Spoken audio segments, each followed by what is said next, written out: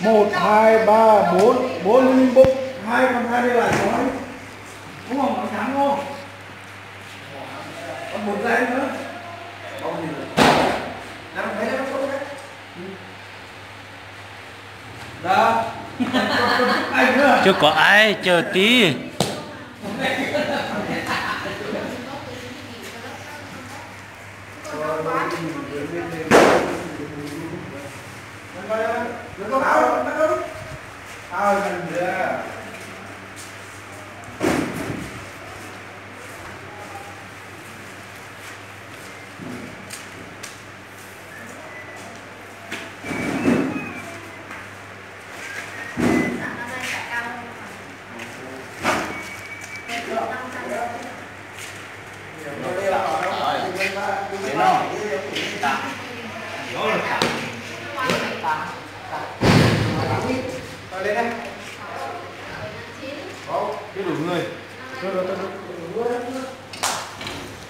Chờ em lên hết á. Người ăn sau cái này cũng được.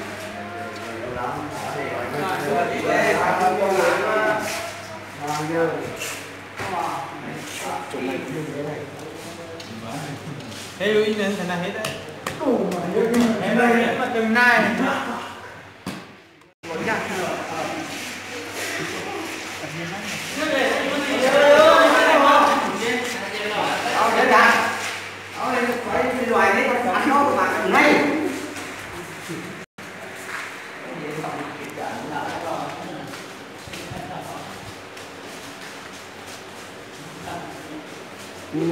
Cậu kiểu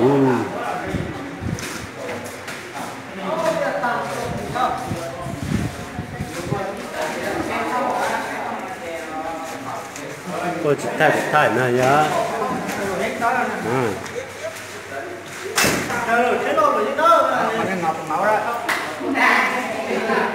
Chưa.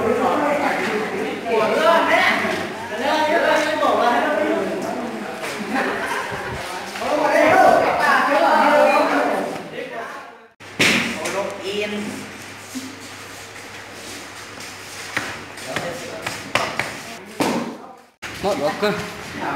Cái này không nhận được sổ riêng đâu, sắp đi rồi. Ôi nghĩa, nghĩa. Chờ thế đó.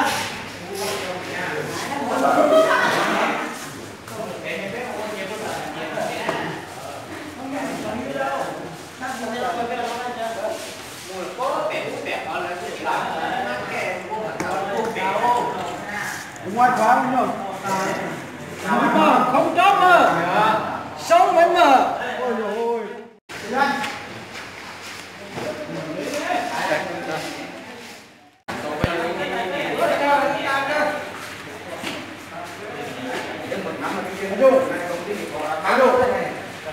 Làm một mét cũng phiền như này này. Gì? Ăn sao đấy? Ăn đôi.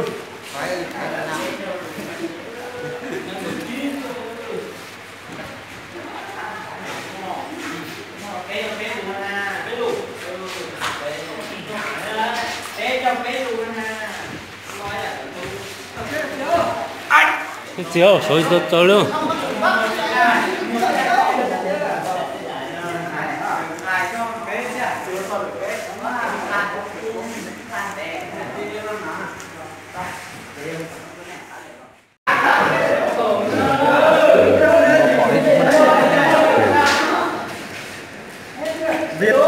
Viết lên màu chúng tôi đã buôn bán thuốc phiện là thế.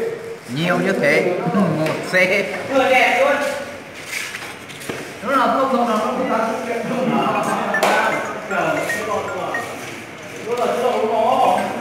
Để